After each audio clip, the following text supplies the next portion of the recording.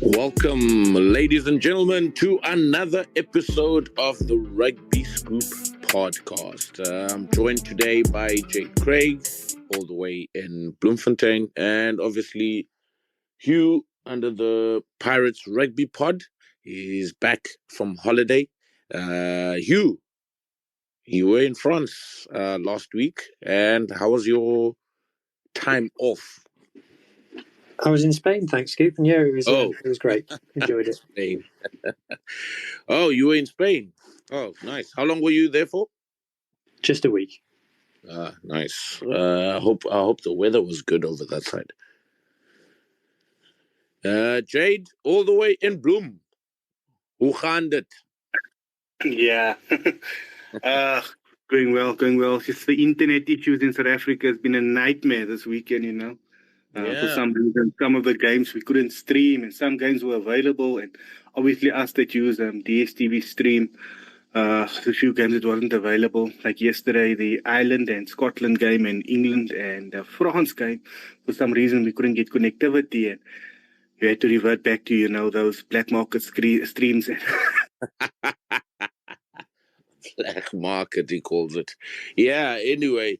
Otherwise, good weekend overall? Yeah, it's in the end. It's better now. Yeah, no, fair enough. Gentlemen, there's plenty to cover. Unfortunately, Vuyo has a tournament in Russia this Sunday, and he won't be able to be joining us today. So I guess it's just the three of us today. So, yeah, I mean, not wasting any time, I guess we've got Six Nations, we've got Super Rugby to discuss, and one of the other topics that's making headlines this week is the red card, 20-minute red card. There's been plenty of thoughts, there's been plenty of threads on social media regarding this particular topic, and I want to gauge your guys' views regarding that. And most importantly then just dissecting and getting into detail with regards to the Six Nations and how Ireland, congratulations to Ireland, have won it back to back, and what took place over in Super Rugby in Australasia. Australian teams seem to be doing quite well in the first 4 rounds of Super Rugby, which is good for the competition itself. Jade, let's start off with Super Rugby, and then we'll bring it back to Six Nations. Super Rugby kicked off round 4 on Friday. The results, from what I could see, Friday we had the Rebels against the Reds. Reds winning that, obviously 53-26. You had the Crusaders versus the Hurricanes. Hurricanes pipping the Crusaders 14-10. And then after that, I think we had Force versus Moana Pacifica. Moana Pacifica doing very well, which is good to see for the competition itself as well, because considering how last year went under Aaron Major, but now under Tana Umaga and Stephen Jones, they seem to be doing quite well, beating the Force 22-14. And then we had the Brumbies against Highlanders 27-21. Brumbies winning in Otago, in Otago, after 11 years, 11-year drought. Brumbies beating the Highlanders at home 27-21. The Chiefs, high-scoring game against the Drua, 46-29. And then we had the Blues and Waratahs. What a game. What a game. Blues versus Waratahs. Blues pipping the Waratahs 12-10. Jade, overall thoughts regarding Super Rugby this past weekend? Yeah, guys, when we look at the Australian teams, let's give credit to them. I mean, the Tours, for what they have, I mean, they gave the Blues a real, a go yesterday. And even when the Blues were from, I think, the 30th minute to the 60th minute, they had all the possession, they had 5-meter lineouts, they had everything going for them. Kicks in front of poles that they missed. But the Tours, kept in there, they gritted away, they showed guts.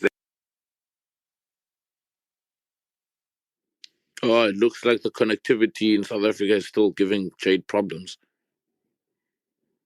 Jade, can you still hear us?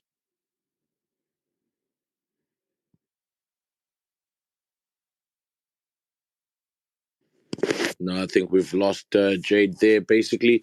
I think he was just alluding to the fact that the Blues game against the Waratahs, in terms of the result, first of all, 12-10, and how the Blues actually could not really convert any points. Parafeta was really off with the boot. I think he missed at least 8+ points in that particular game.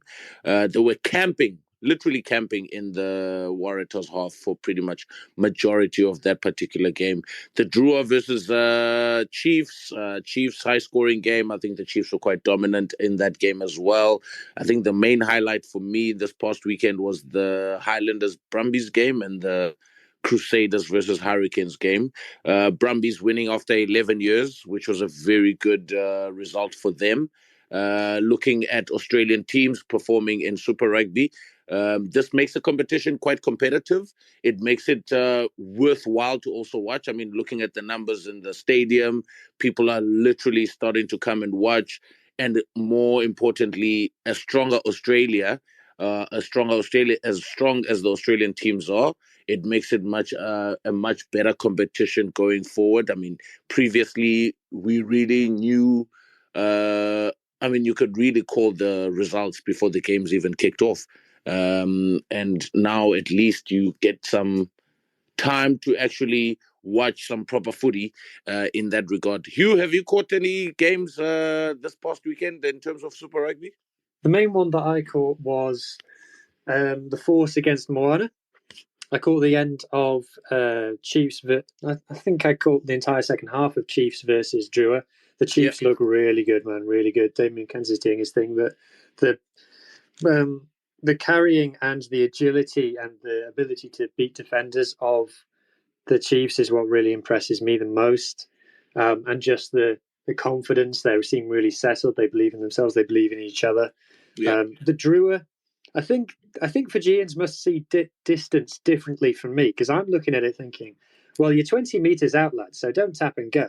But they're thinking, we're only 20 meters out, let's tap and go. And to be fair, they did score off it, so it did work. I don't think you can judge the Drua on that game. The Moana Pacifica, on the other hand, now the Force are obviously probably the weakest team in the tournament at the moment, but it's a different Moana this season. Those coaches that they've got, it's only 4 games in, but they are really starting to impress. The detail in their game is really impressive, as is just their organisation. Like, it's such a small thing, what I'm about to say, but the Force went to the tail of a line out, and they had 4 players around it.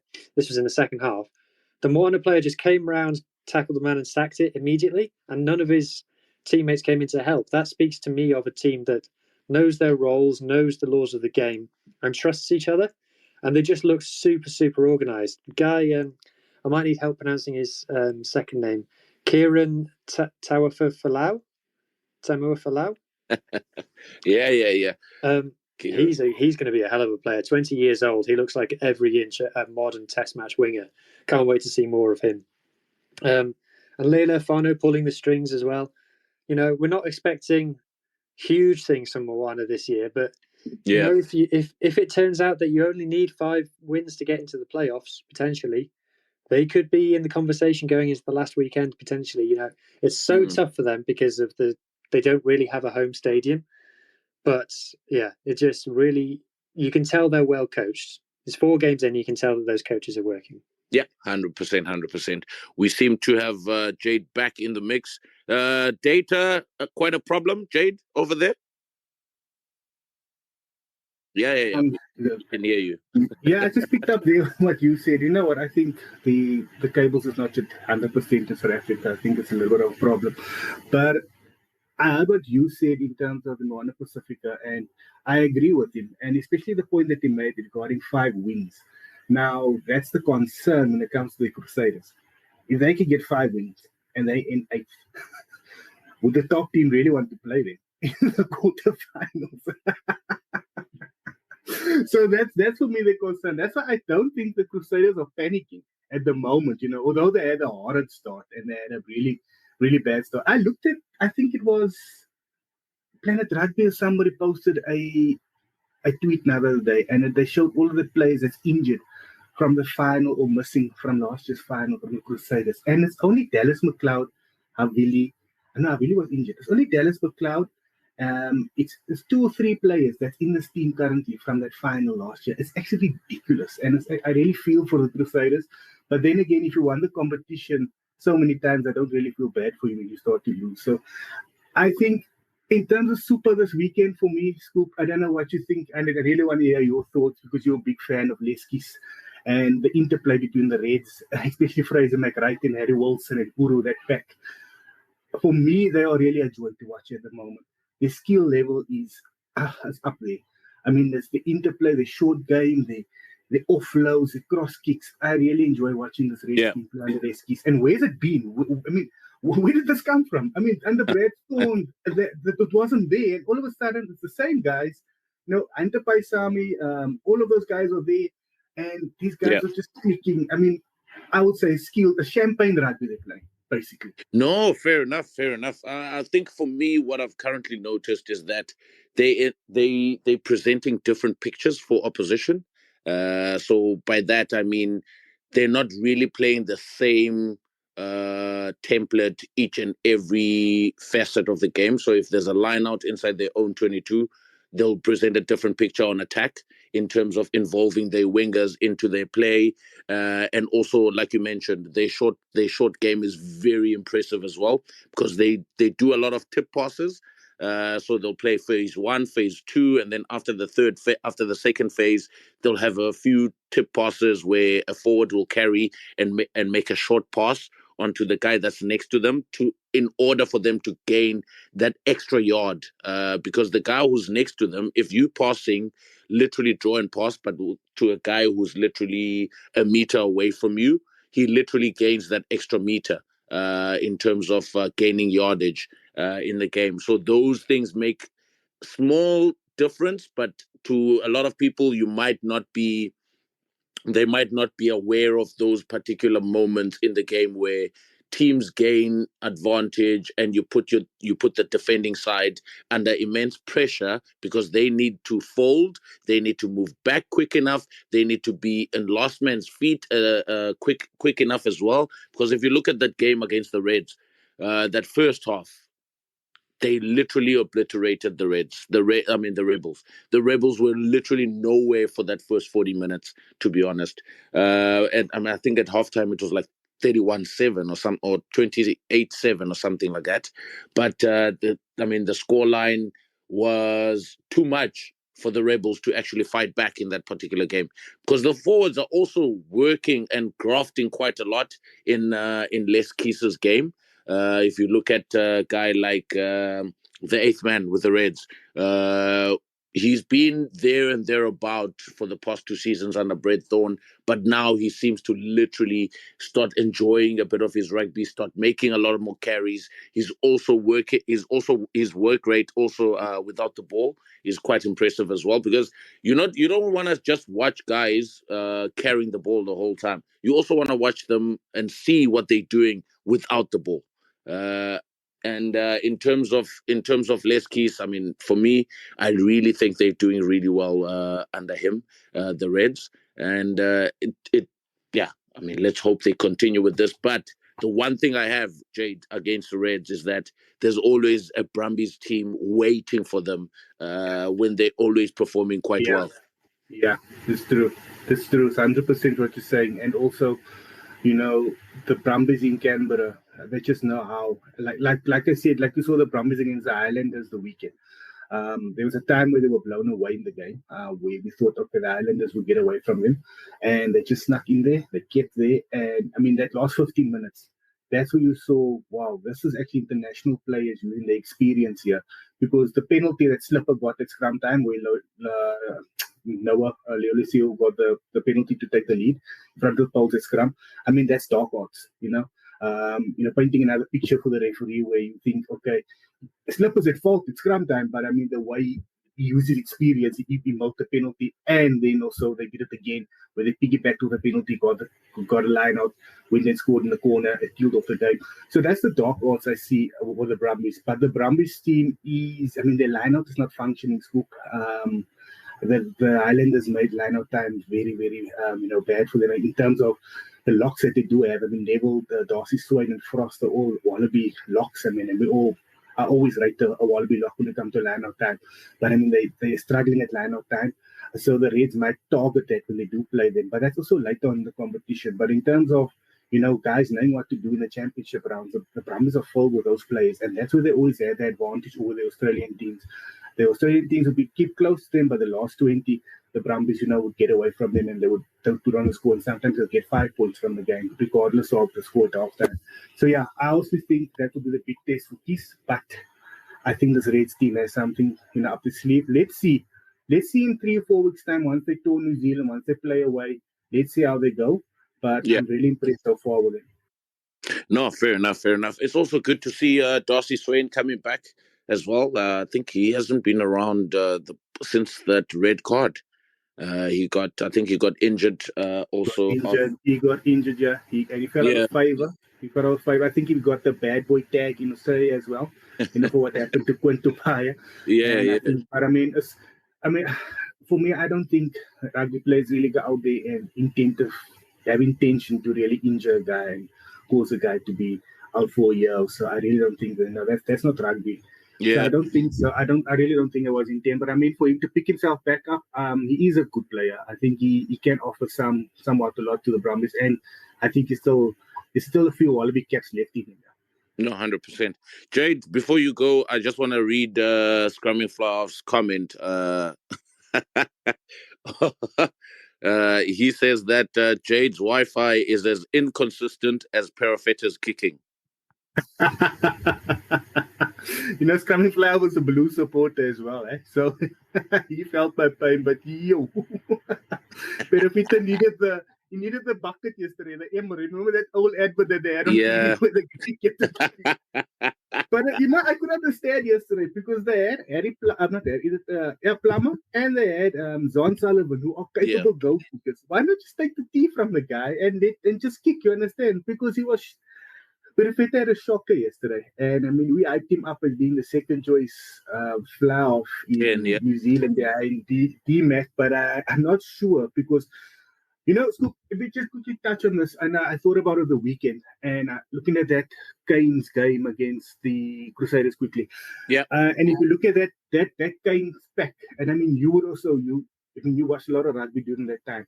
But isn't this the first time you've seen a Hurricanes pack stand up since the likes of, we had Andrew Hall, what's his name, Tialana, Thrush and Eaton and Tialata and Thrush and Eaton and Collins and Soe Ale Masoe. Isn't it the first time you've seen Paul Tito? Paul Tito, yeah. Isn't it the first time you've seen a Hurricanes pack actually front up and stand up like that? Because those 3 Lucies, IOC, Flanders, and Lakai, they're physical. Asafa Moore is physical. I haven't seen the Canes being as physical as this in a long, long, long time. And Dylan actually mentioned it to me the weekend. The Crusaders didn't play bad in the game, but one player changed this whole game on Friday. TJ Perenara. He came on the field, he gave them clean, quick ball, and that changed the whole game. The Hurricanes started getting over that advantage line. You saw guys like Proctor, Moby, you saw them getting strong, getting over that advantage line, and that's where they scored. So to have that experience also from the bench, with TJ Perenara coming on, is a completely different scrum off to Cam Roygaard, Cam Roygaard is all action, and you have TJ come on there, calm head, he reads the game. I think it's a plus, and it's actually dangerous for the rest of the team. If you see this Hurricanes back front up like this, they're not scared. I mean, Peter Lakai, 20 years old, but he's playing like a seasoned pro. Braden Ayosi, Flanders, those guys, the guys we really, really need to consider them as, serious contenders this season. No, I agree. I'm thoroughly impressed by Ayosi, man. At the number 8, he gives off this. He's almost like an Aldred with that scrum cap, the way he carries, the way he runs into contact. Thinking of Scrumming Flower right now, who's a big fan of Aldred, who plays for France. Big fan. Yeah.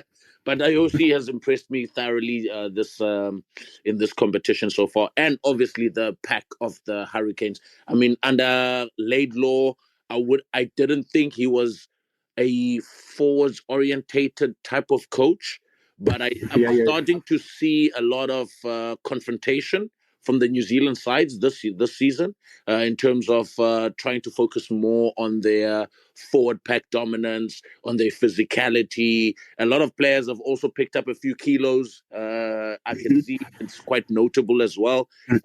Cullen Grace as well is also picked up a few pounds.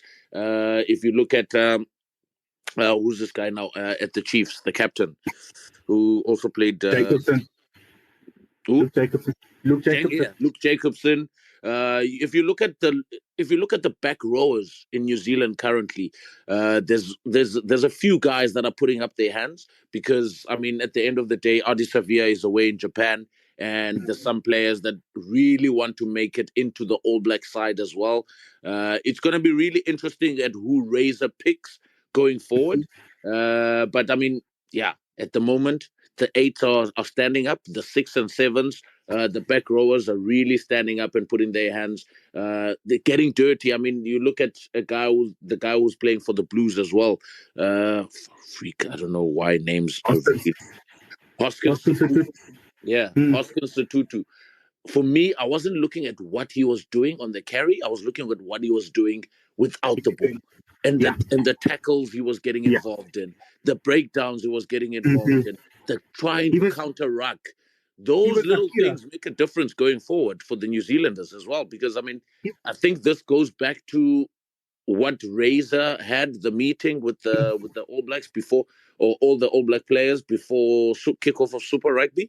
I think he probably passed on a message to those players and said, guys, I'm not looking at what you can do with ball in hand. What can you do without the ball in hand is what's important. And you look at all rugby around the world at the moment, even if you go back to the Six Nations this past weekend as well. Look at what teams are doing without ball. It's not what you do with the ball in hand, it's what you are doing without the ball in hand that counts more importantly. Yeah, just to add to that, like you say, I even saw yesterday, it was evident with Akira Ione. I think they had a turnover where the Tars lost the ball on their 5. And Akira picked the ball up and he just stopped playing. He didn't even counter the way he was gassed. So it just shows you the amount of work they're doing off the ball. But they still got a long way to go in terms of getting to the standard that we satisfied. They've got a long way to, especially loose forward, because that's been the weakness for New Zealand rugby since when Reid and McCaw and Kaino retired. I mean, you'll never actually replace that 3, but I mean, it has been a weakness. Last thing before we go to Six Nations regarding the Canes. Interesting. Tyrell Lomax, we have to give this guy his credit. I mean, he's come from nowhere. He's become the starting tight end at the All Blacks. And I rate him as being one of, he's up there. He's on the verge of being world class. So, but I mean, look at him at scrum time. He's done brilliantly at scrum time. His loose play is done brilliantly. And when you replace Tyrell Lomax and so for more, you're throwing on 2 guys, 145 and 135 kilograms with Rakiti Stones and Tusi on the field. So I think that's actually, a really a smart move from Clark Laidlaw. And obviously, like we said last week, Clark Laidlaw comes from a 7s background. So I think fitness is back. That's his motto in that camp. So yeah, it's interesting to see how the Canes go. But yeah, for now, I'm impressed with it. No, 100%. That brings us to an end of our Super Rugby roundup. Now we move on to the Six Nations. The Pirates pod, rugby pod, host Hugh. Not a very impressive outlook or result when it comes to Wales against Italy. It's an upset for those that obviously probably did not expect for Italy to beat Wales in Cardiff. Your thoughts regarding this particular game, and also we want to move into other comments that have been made in the past week regarding Six Nations that have come through on our social media platforms. Go ahead, Hugh. Well, I think that a lot of people after last week when Italy beat Scotland saw this coming. Certainly all the Italian fans that I spoke to expected them to win, and they did.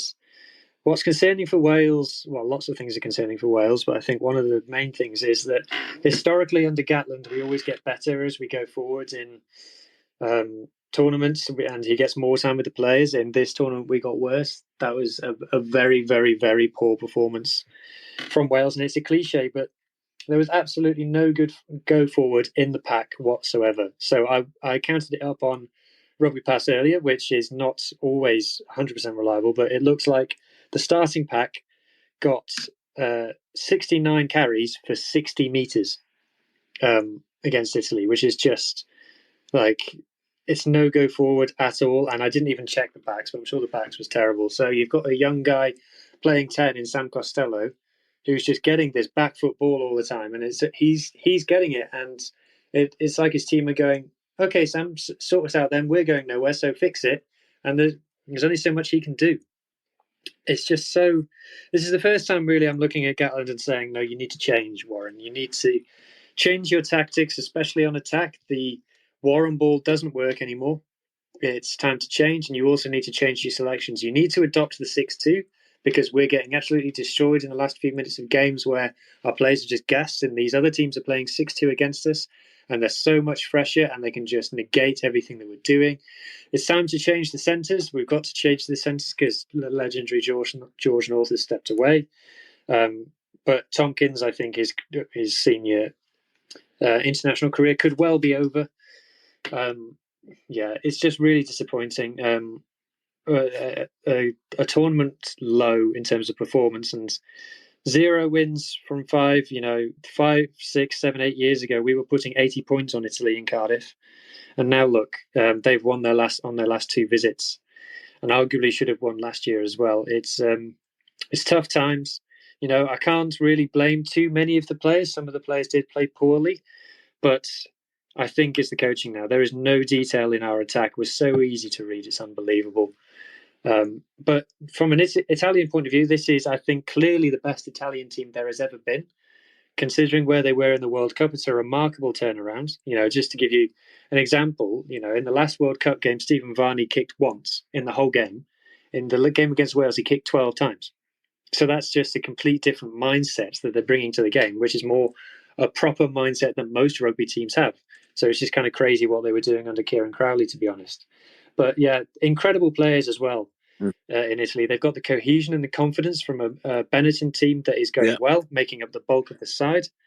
And they just know what they're doing. They kind of just turned up and went through the motions against Wales and got the win, which is kind of the most encouraging thing from their point of view, is that it was just a comfortable performance. I think it's just, the facts of the matter is, Italian rugby is ahead of Welsh rugby currently. Yeah, I agree. I mean, this is the highest they've finished on the log with regards to Six Nations as well, right? I think they are, third? I think they might have finished fourth once, but 2 wins and a draw is definitely their best. Yeah, no, 100%. Sticking with you, Hugh. Apparently, Warren Gatland but he wanted to resign, and Welsh Rugby Union basically turned him down on that. What is that all about? Are you aware? So this is classic. Warren Gatland says a throwaway comment in a press conference, and the media goes crazy with it. I suspect what happened was he walks past Abby Turney, the CEO of the WRU, in a corridor, And they had a brief chat, and he said, "Do you want me to resign?" And she said no, and then that was it. He didn't write a letter and saying, "I hereby tender my resignation," and it was rejected. It was just, I think it's a throwaway comment that everyone's got incredibly excited about, to be honest. Fair enough. Sorry, excuse me. Fair enough. And also, sticking with you again, I think Gabby Logan, is she Welsh? No, I think she's got a strong affinity for Wales, but I don't know where she's from. She's married to Kenny Logan, who is a former Scottish international. Interesting. Oh, but she works for the BBC, I think. Oh, no, she is Welsh. Oh, sorry. No, she is Welsh. Oh, that explains why I like it so much. Okay, fair enough. But regardless of that, I mean, last week, looking at the result, obviously, against France, basically she made a comment about does international rugby need to do something about replacements. You've also mentioned something about replacements as well in your comments right now as well, regarding obviously how the bench looks for the Welsh team. But she also alluded to the fact that many games are balanced until the bench is emptied. So which means that dominant teams or teams that have a better bench basically prevail or win games because they have a better bench. I don't know what your thoughts are regarding to this. She also wanted to see if a restriction on a split on the bench, if it was 4-4, would that be a better case for teams that probably don't have a better bench? What are your thoughts regarding this particular comment? Yeah, so no, I wouldn't be in favour of a restriction on the split of the backs and the forwards. I think that would just stifle the creativity and the fun. Look how fun and how much engagement has been driven by Razzie going to the 7-1. I think you need to give coaches the creativity to come up with new solutions, and I think that's what makes it interesting. I don't know. Am I the only one who thinks that finding 23 blokes who can play rugby a bit good out of a population of millions isn't too much to ask? Yeah. Look, if what you want to do is make players more tired at the end of games so there's more space and more things can happen at the end of games, okay, I'm here to have that conversation. If we want to restrict, the one that gets thrown around a lot is just 3 tactical changes. Yeah. Allowed, and the rest has to be injury cover. I'm here for that conversation to talk about what that might add to the game. But if it's just about stopping good teams bullying not good teams, then I'm not here for that. Fair enough. Jade, your thoughts on Welsh-Italy game? Yeah, look, I'm going to touch a little bit on Italy, because, last week we spoke about Italy and the fact that they don't play with an out-and-out fixture. But if you look at the turnovers that came yesterday, even the last vital turnover was made from Gobisi. and that actually, put them out of sight, with a 3-point or 3-score lead, basically, in the end. So, that was... Italy just showed that, we don't need a feature. I'm sure they listened to this pod and, they decided to prove us wrong. But, yeah, looking at the captain, he leads from the front. Lamero, he leads from the front. He made over 100 tackles in the Six Nations. That's averages more over 20 tackles a game. He's a tackle machine. And looking at even the loose prop scoop, Fischetti, he made 11 tackles yesterday in this game, right? And from a loose prop, that's insane work rate. That's really insane work rate. It shows you that in close contact situation, they're solid. I'd like to pose this question to you, actually. The center, the outside center, Brix, Juan Ignacio Brix, is he at the moment the best 13 in the world? Because, he's been outstanding this whole Six Nations. He's been brilliant. Is he the best outside center at the moment in the world? Oh, I don't know if I could go that far. 2 seasons ago, he was getting absolute pelters, including from people like me. I thought 2 years ago he was absolutely nowhere. But it's interesting now because at Benetton, you've got Menoncello, Brex, and Malachi Fekitoa. Remember him? And at the moment, the chat is Fekitoa doesn't get into the Benetton team. So that's amazing. But Brex, I think it is an argument to say that with Menoncello, that as a combination is the best centre combination in the Six Nations, maybe. The Irish are very happy with how Aki and Henshaw are going, to be fair. And Aki is in incredible form. But I think I'd look like a good rugby player if I was stood next to Tommaso Menoncello, to be honest. He's the real superstar. He's incredible. So who's the best 13? I don't know. I think we haven't seen Jesse Creel play for a while. I think we'll all remember how good he is when he comes back. And then I don't know. I can't shake the feeling that Gael Fickou is just in a dip in form rather than he's become a bad player overnight. I think he'll be back. So I think Brex is in great form, and I think his partnership with Menoncello is working incredibly well. I'm not sure I would put him in the top 5 outside centres in the world. But you know what? If he keeps playing like this for another year or so, I might have to revisit that. Yeah, no, fair. I think that's a fair comment. I don't think either Ioane is also even in that debate at this point in time as best 13 in the world. I think the Brex guy is really doing some great work, but we want to see more consistently over the years, and obviously performing well for Benetton, performing well for his nation as well. Those are the key elements to becoming one of the greats and becoming great in discussion as well. George North retiring from rugby. Hugh, how have the Welsh received this particular topic? Well, very sad. Because he's only 31 still. It felt like he was one of those players that would just go on forever. And there's a lot of people, I think, assuming that he's going to make a comeback. He's going to earn big money over in Provence for a couple of years and then he'll be back. I think it's going to be a consistent theme. I think it's a very pro de deux thing that the French clubs say, if you're going to sign for us, you're not allowed to play international rugby. Like a lot of the Rugby Europe players who play in the pro de deux haven't been turning up for Rugby Europe, like Raphael Storti and Gigashvili in France as well. And also, who's the scrum half, the Georgian scrum half? Lobjanise plays for Toulon as well. Didn't turn out for their national sides in Rugby Europe because they were playing for their French clubs. So that looks like it's going to be a thing. But on George, go back to George. Massive hero, hugely popular player, arguably the biggest player in Wales at times, not just physically as well, in terms of celebrity status. Just an absolute legend. Some of the tries he scored, some of the memories. When he came on the scene for those first 5 years in a Wales jersey, it was like, wow, who is this guy? It was one of those players who comes into the jersey and then never leaves it and has left it on his own terms. Had a pretty good game against Italy. Was creating stuff for himself and for others as well. Kind of sad that he went off with an injury, but also kind of heroic as well. You know, being carried off the field because you could give no more is a pretty heroic way of going out.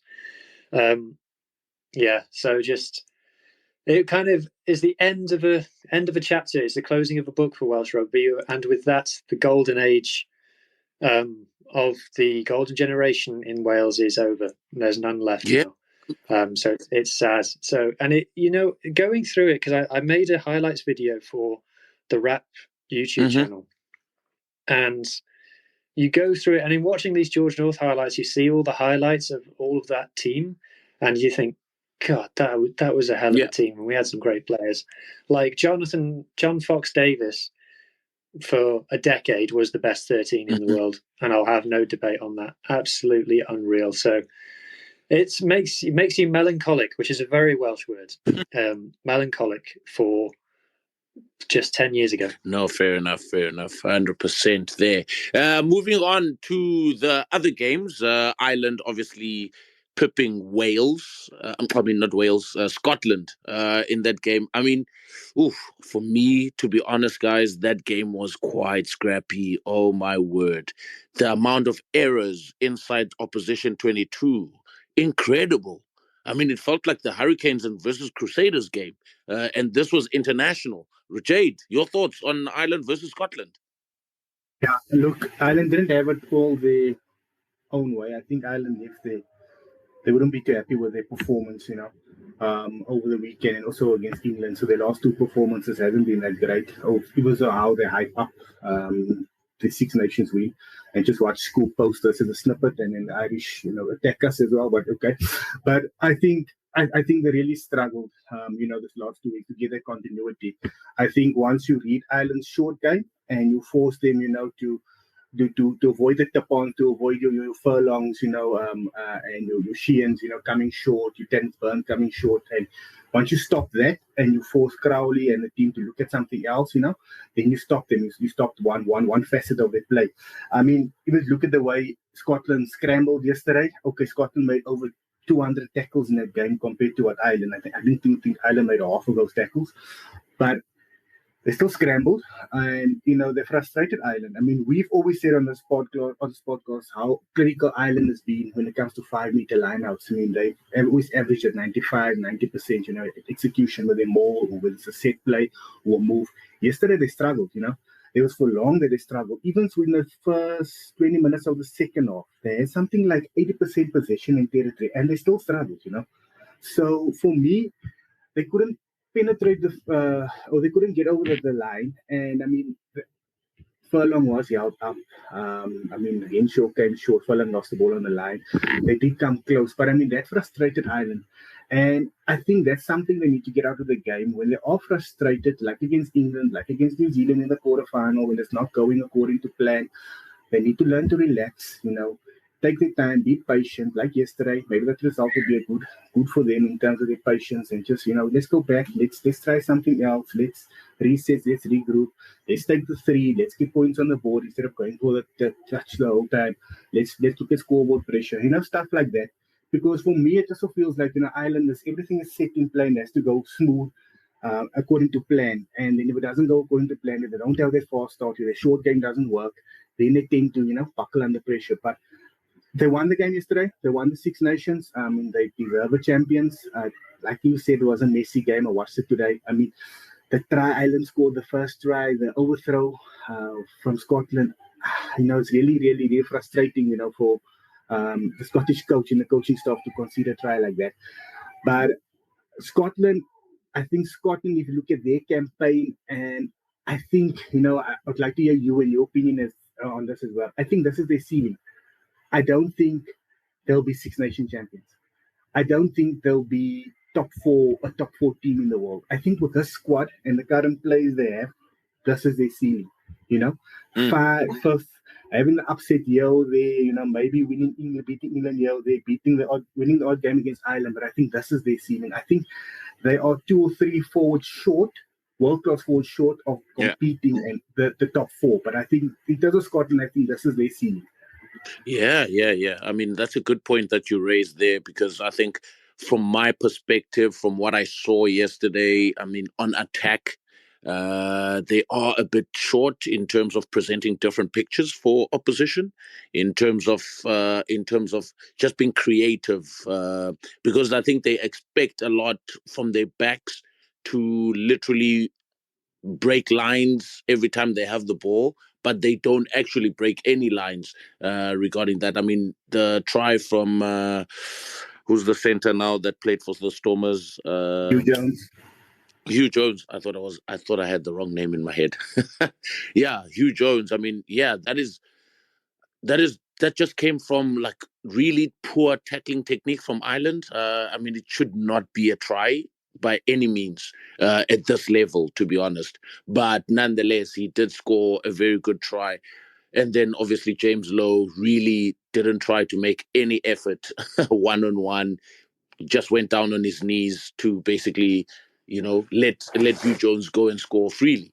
But besides that, I look at a guy like Duan van der Merwe. For me, in games like this, that's when you need that big power, that the guy who's gonna go over the advantage line for you, the guy who's going to really be looking for work. Like, for example, if you look at Mark Telea, what he does for the Blues and what he does for the All Blacks, he's always roaming around the rucks. He's always roaming around outside his fly half as well. He's not just camping on the wing, So in games like this, where you need people to really be your line breakers, because the forward pack, like you said, Jade, they need maybe 3 or 4 potential forwards that would actually come off the bench and actually give them good go forward, and actually present a good platform going forward for them. But a guy like Duan van der Merwe can do that. He does it against England, but we don't see him doing it in crunch games, in important games.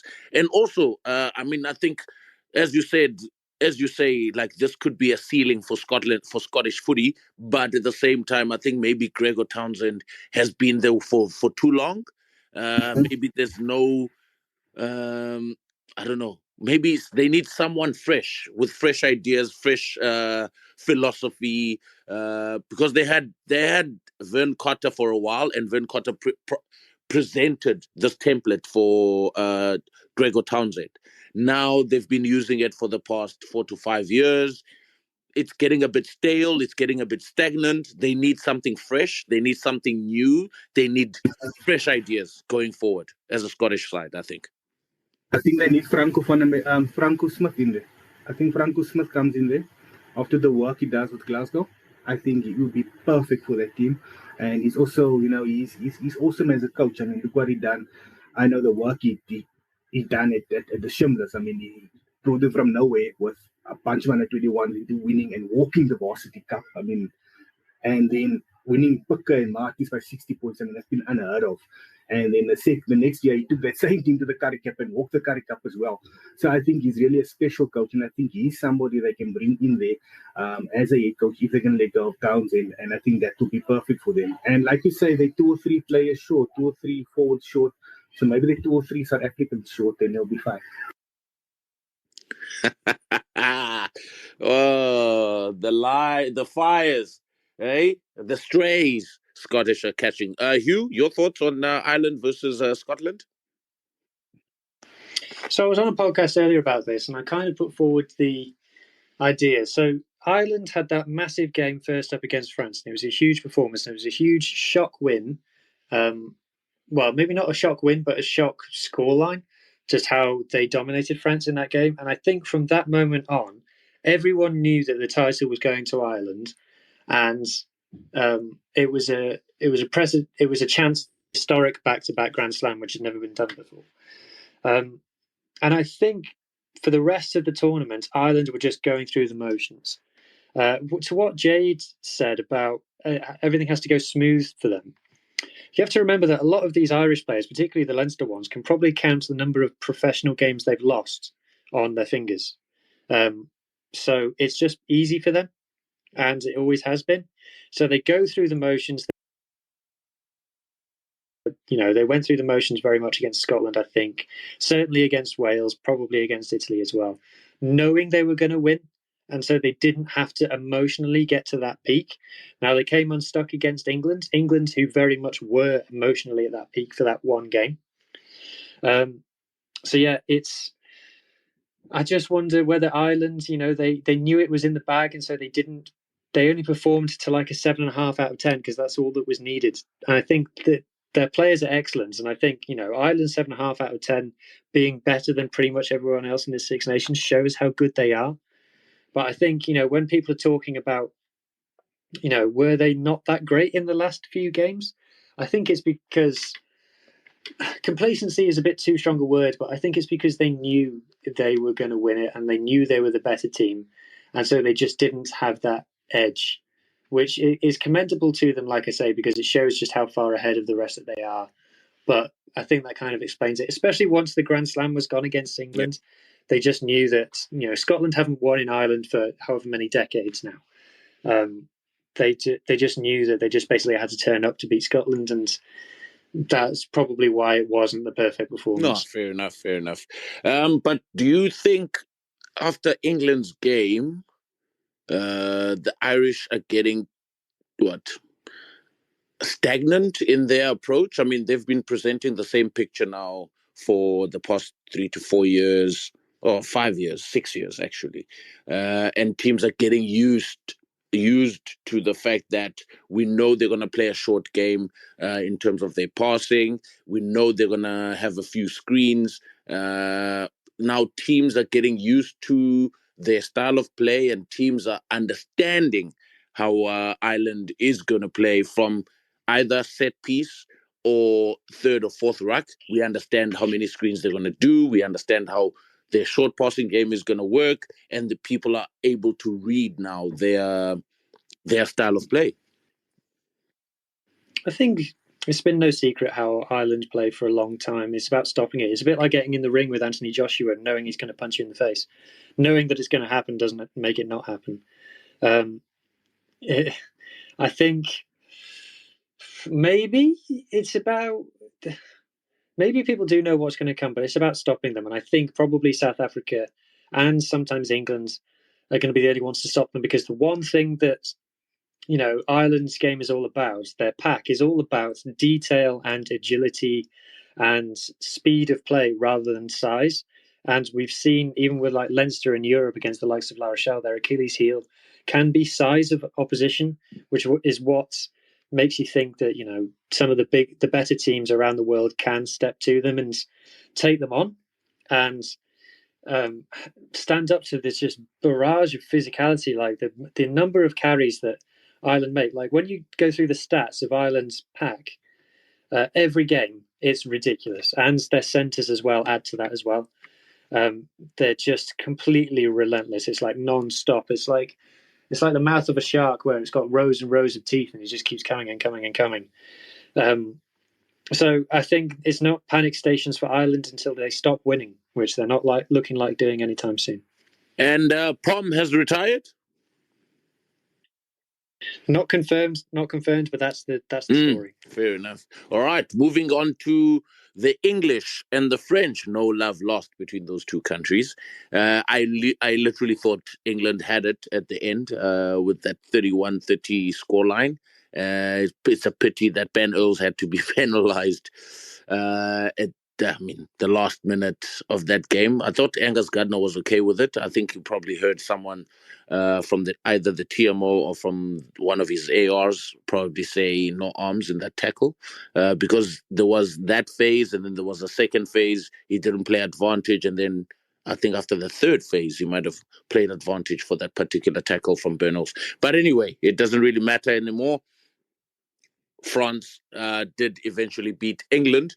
Jade, your thoughts on that particular game? Yeah, look, it was a good game to watch. I mean, it was basically, both teams took it as a test match, because there wasn't any team that could win the Six Nations by the time kickoff happened. It was just interesting to see the restart, at the start when Ramos started the game and it waited for the 10-second countdown. But it was a good game to watch. I think England clawed their way back, after going down. What were they 16-3 down, something like that, and eventually they were 17-16. I think guys for England, Ollie Lawrence really put his hand up in those past two games as, we can move on from Manu Tuilangi or Farrell at centre, and we can really look forward to having Ollie Lawrence at centre now, because he brings his own flavour to that jersey.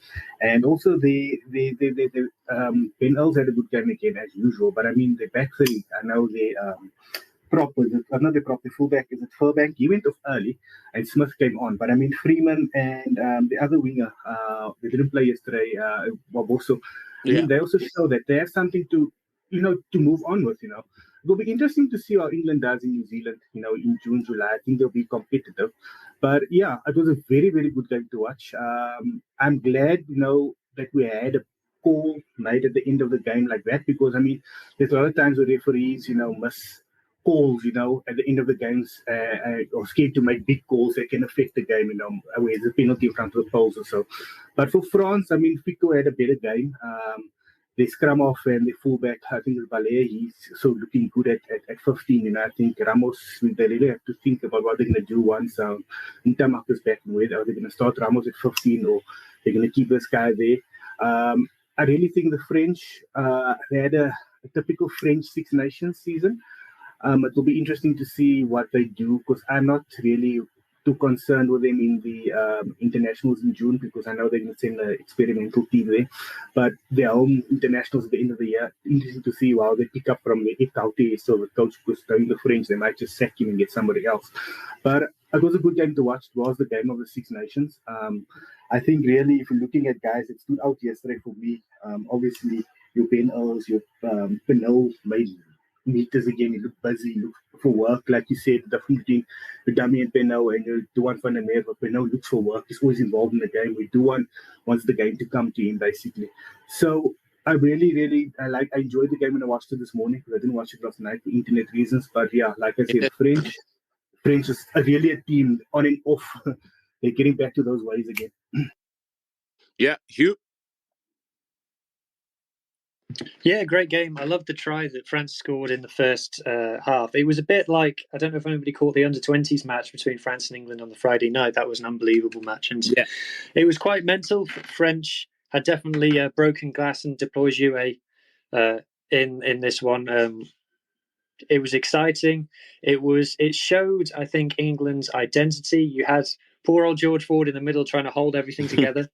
But England, I think, have found their identity as a counter-attacking team. They're not about multiple phases grinding you down over time, putting the pressure on you and squeezing.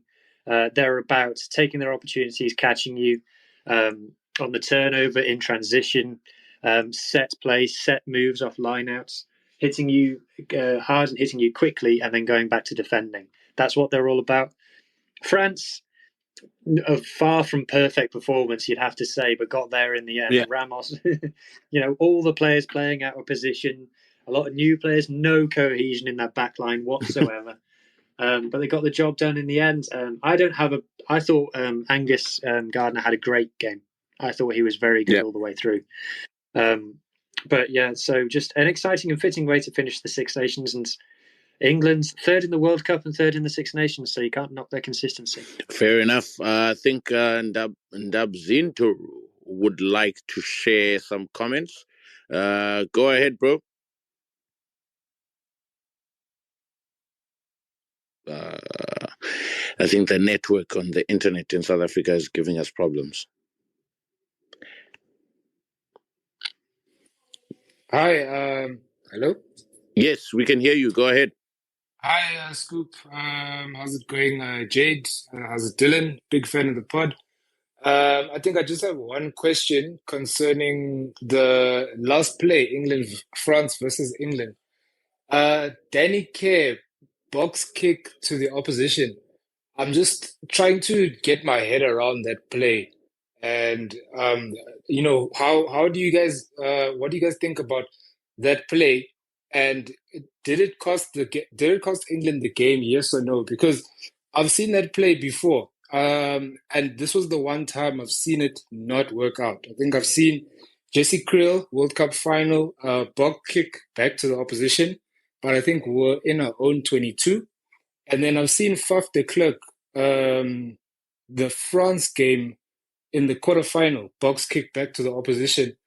So I just wanted to get your guys' thoughts around the thinking around that decision making of Danny Kerr, 2 minutes to go, you have the game in the bag, and he decides to box kick the ball back to the opposition, giving them a chance to score. Fair enough, fair enough. I think Jade might be able to jump in there. Yeah, Dubs, is a very, very good point, because last week Conor Murray did the same thing against England. I handed them the ball within 9 seconds. It always comes back to, I think it's premeditated from the coaches and what's the call from the coach, to do in certain zones on the field. And for me, I also think that, you've got to look at your leadership group on the field to overrule a coach. I always go back to the 2011 World Cup final, where the call came from Henry and the guys who kick the ball away, kick it deep, play in France's half, and McCall call cancelled because he said, no, we'll keep onto the ball, because France, when they have the ball, we're not getting it back from them. They're making meters, and they're troubling us, and they kept that ball for the last 5 minutes. So it also comes to your leadership group. Sometimes the leaders on the field don't read it like that, and they go according to what the coaches say. But for me also, you need to also read out the situation. Sometimes you just don't want to play in your 22 or in your half. You're scared you give away a penalty, maybe for going off your feet at the breakdown or sealing off or something like that, or you can get a penalty there, so we'll kick it away. But then again, you also have to back, your ruck, and you have to back your carriers as well. So yeah, I really think the call comes from on top, and they play according to game plan. But for me, I think your captain and your leaders, your 5 or 6, your core leadership group on the field, they're the ones that's got to determine, because they're the ones they can see, and if they got a feel of the game, at ruck time, they got a feel of the game at the attack and defense, how it's going. So yeah, I think it came from on top. Yeah, fair enough.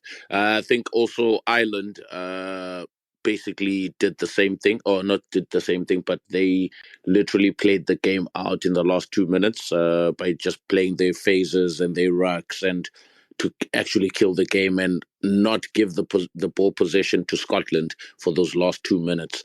And eventually, obviously, they hung on and they actually won the game in the end.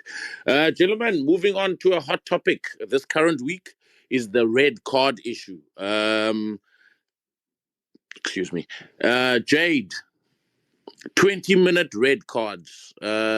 We understand that World Rugby will be voting on this matter in May, and SANZAR have come in support of this 20-minute red card. The Northern Hemisphere seems to be against the 20-minute red card issue. What's your take regarding this particular topic? I'm for it, right? But it has to be done right. The criteria has to be there as to what is a red card and what is. We need to understand. For me, I believe that a red is a red. You off the field. Foul play is foul play. If you punch a guy on the field, if you tackle a guy in the air, you get collision on the field, whatever the criteria is, it's a red card. Simple and done. You off the field. Now, does it change the game? Yes. Does a red card change football? Yes. Does a red card change any other sport? Yes, it changes the game. That is why you need to keep it disciplined. Okay. The problem is now you're looking at, you want to get fans back and, engaged in the game, and you want to make it a fair contest. We understand that. But what's it doing in terms of what message are you giving in terms of injuries? Number one. And number two is, if there's a risk, I can give a mandate out to you and say, right, if I'm playing the box and they're playing with a 6-2 split, go for Pollard, take the red card, because then they're gonna have to have a makeshift guy at 10, and we can get a foothold in this game, we can maybe win. But then again, I also believe that rugby players are not like that. So for me, Scoop, I'm forward, but I would have 3 cards. I would have an orange card. And the orange card would be in between, something like, let's say what Sam Kane did in the final, that would be an orange card. But for something where a guy like Sonny Bill Williams did against the Lions, that's a red card. He's off. So we need to have that mitigation field. Because, as much as we give this and we say, but we need to look at the head contact situation. We had a situation last year in the Bledisloe Cup where Darcy Swain took out Quintupaya. He basically ended that guy's World Cup. World Cup hopes, yeah. World Cup hopes, and it's 50-50 will be the same again. He got a yellow card in that game. That was in a head-con collision. The other thing is, I've seen so many red cards given, but the guy doesn't even go for HIA. Van Russell go off the weekend for the HIA. Did Jesse Kriel go off for the week for HIA in the World Cup final? So there's also be contradicting ourselves there as well. So I would say scenario would be put the bunker, get the review, look at the intent. If there is intent, boom, red card, you off. But is there no intent? If it's done in close contact where the guy really steps you and, you can't adjust, it's very difficult to adjust, or, there was no real intent into it. Look at it. The guy didn't get seriously hurt. He's back on the field. There's no HIA done, or the HIA cleared him. Give it the orange card. 20 minutes off. He's back on the field. I wouldn't really, just say no to the red card, or yes to the red card. I would look at bringing in an orange card or something like that. Meet it halfway. Yeah, careful there, Jade. Referees are told not to judge on intent, but based on facts and actions that have taken place on the park. Hugh, your thoughts on this 20-minute red card? Guys, we need to go back to the beginning of what we were trying to do. We were trying to change the behaviour of players to to reduce the number of concussions in the game. Now, if we want to have a conversation about how well that's working, and we perhaps want to change the sanction to try and motivate players and coaches differently, because it definitely seems like some coaches are not coaching their players to tackle low, and you can prove that in that some teams get no red cards for high tackles, like the Box, for example. Wales never get any red cards for high tackles, whereas some teams get them all the time. So that comes down to coaching. I think it's linked to the rugby law thing, which is the truth in many rugby laws, not just this one, is that rugby punishes outcomes, not actions. So, like taking like tackle in the air, for example, the sanction is judged on how the player landed, not the fact that you've run full speed at a player who's in the air, shoulder charged his legs, and he's done a 360 in the air, but he landed on his feet, so it's only a penalty. So if we want to talk about changing how we administer the sanctions and what sanctions that we administer, then I'm okay with it. Changing the red card from a full red card to 20 minutes, I am not in favour of. I think that is, we've gone, right, we want to give out more red cards to change behaviour. Ooh, we're giving out a lot of red cards here, better make the red card less impactful. The idea that red cards ruin games, I do not accept whatsoever. I think that's peddled by a lot of old men who are out of touch with the sport, to be honest, and unfortunately that seems to include some coaches. I can give you tons of examples of games where the team with 14 won, and it can add drama, it can add intrigue, it can add storyline to games, and I'm not against any of that. Scoop, you shared with me a study yesterday looking at the impact of red cards on games. And what that said in that story was that the impact of a red card is around 0.25 points times the number of minutes left on the clock when the red card occurs, which is interesting, and it's a cool metric. So a 20-minute red card would then be, under that metric, a penalty of 5 points. Now, that is impactful, and if you were arguing in favour of the 20-minute red card, you would say the majority of Six Nations games, and I think Russ Petty tweeted this yesterday, the majority of Six Nations games this year were decided by 4 points or fewer. So if it's a penalty of 5 points, that's a huge penalty. That is potentially a game-changing impact, and you don't need to impact it any more than that. However, that study that you shared to me had some things that I didn't agree with in it. Now, I'm not as qualified as the person who wrote that study, I should say, but the things that they included were expected points, which I've spoken to a few statty guys around recently, and expected points in rugby doesn't really work. It's not a metric that you can apply accurately to rugby. The other thing that they used was win probability, which I really dislike. Ops is really big on it at the moment, but I don't like win probability because it changes throughout the game. So your win probability is so much, but then if you score a try, it changes. So it's kind of, what's it telling you? It's essentially telling you what the score is. And I don't need another metric to tell me that. I've already got the scoreboard. Anyway, that's beside that rant. And then a graph that they included in the study was that line that showed 0.25 points per minute of the red card. But the points around that line weren't tightly clustered around that line. They were spread out very far, and some were very far away. And that comes back to my point that I always make about cards, is that the impact that it has depends on the player being red carded.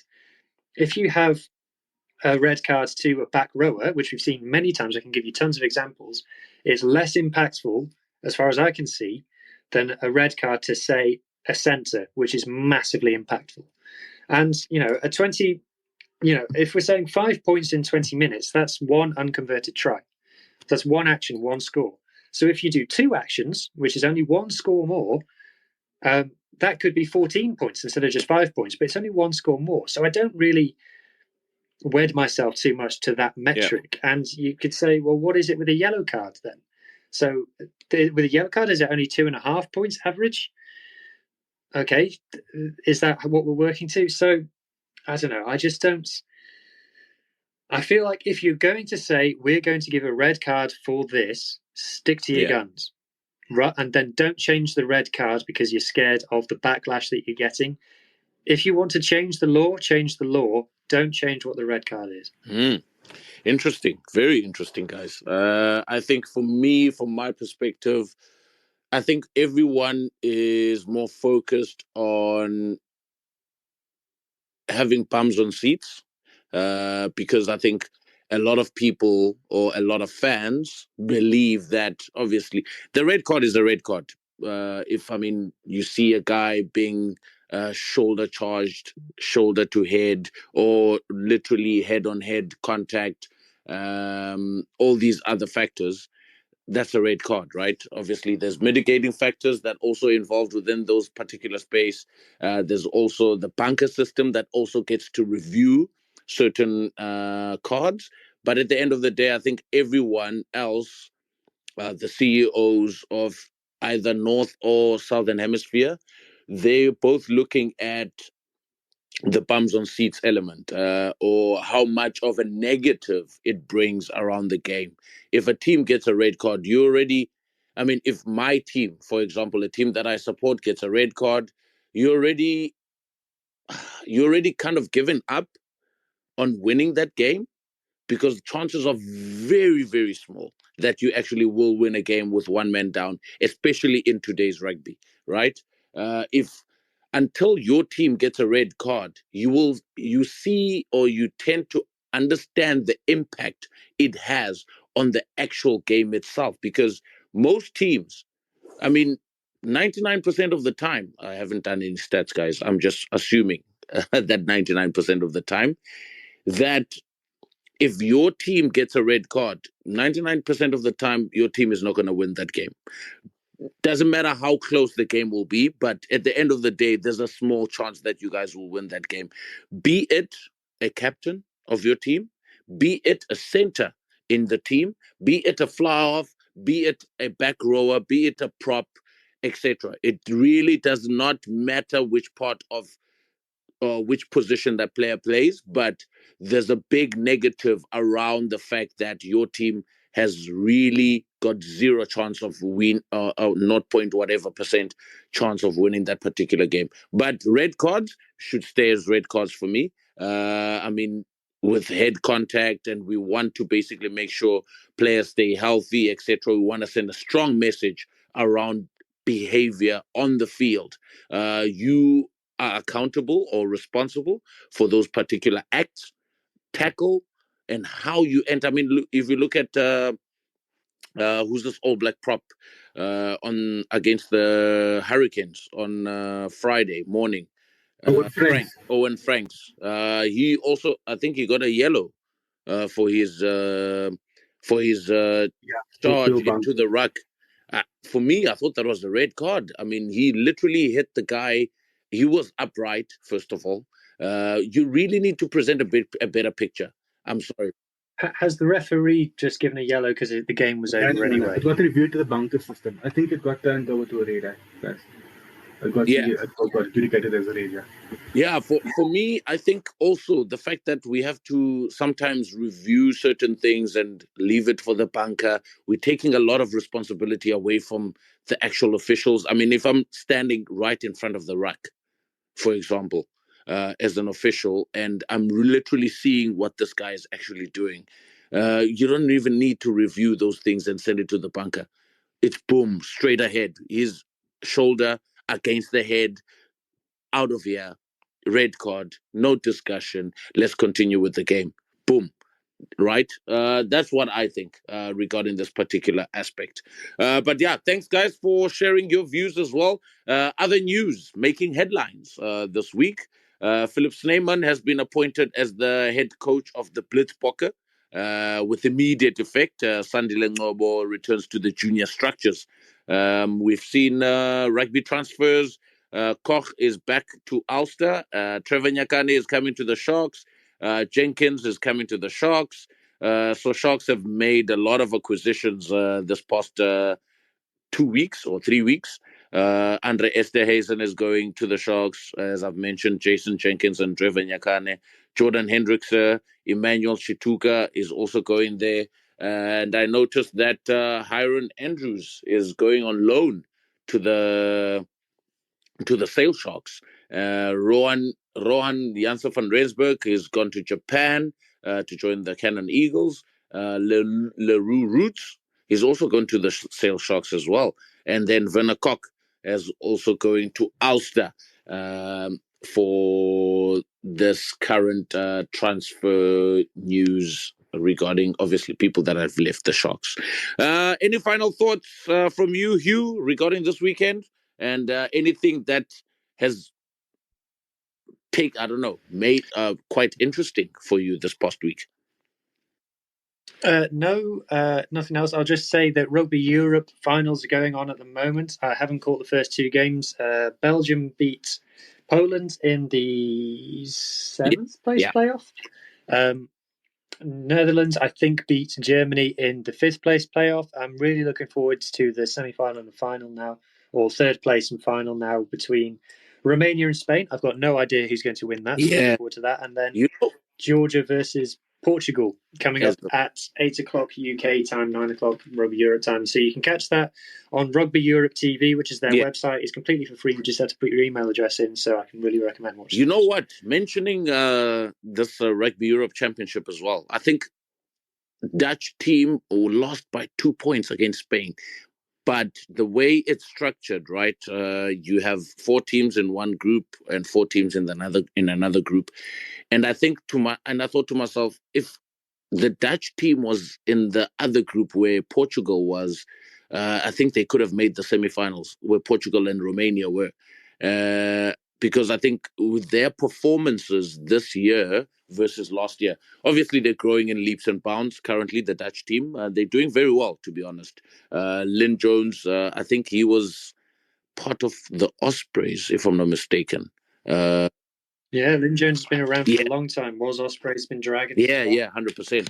So he's now the current coach of the Dutch team, and he's done magnificent job at basically growing the sport in the country and making sure the Dutch team is literally trying, and they want to actually qualify for 2027 since it will be a bigger and more expanded Rugby World Cup. So up to 5 places available to Europe for 100%. So I think the Dutch team has a very strong case currently, but obviously beating Germany now and for the fifth position, they could have literally. I think next year they can actually be in the top 4 of this current championship. I think they've got a very good chance against Portugal. They've got a very good chance against Spain again. If they lost by 2 points this year, they've got a very good chance against Romania as well. But also Netherlands women will be in WXV3 next year. Another news making headlines is the Dutch women qualifying for the WXV, which is great for them. I mean, they've been putting big points against teams. I mean, 40 points against Colombia to qualify for this WXV now, and they're also looking very strong. It's a growing sport, guys, in the Netherlands. Keep an eye out there for them, for Netherlands Dutch women's, Netherlands men's team as well. The competition in the country as well is also very strong, with a lot of internationals starting to come in. There's a lot of influence within that aspect, which means now the game is literally growing. The knowledge is growing. The fan base is also picking up very well. Jade, your final thoughts about this past weekend? No, the final thoughts. I just want to tell the people and the viewers that, guys, you can, if you didn't know where Scoop stays, he's in Amsterdam. So just listen to that part of the podcast, and you know he stays in Amsterdam. Hey, I think everybody knows where I am. In Amsterdam. Anyway, guys, thank you very much, WZO. Thank you, Scrummy Flower, for joining us. And thank you, Hugh. You can follow Hugh on Twitter, Hugh Griffin, or you can also watch his Pirates podcast on YouTube. They shoot every Monday, I think, or Tuesday, Hugh? Depends on the guests. There'll be something online by Wednesdays. All right, so they're online every Wednesday. That's all you need to know, as you said. Jade, always hot. I hope there was no, what is this thing? Heat wave this week. Thank you guys for joining once again. Next week, we'll be back every Sunday. Cheers, guys. Cheers. Cheers.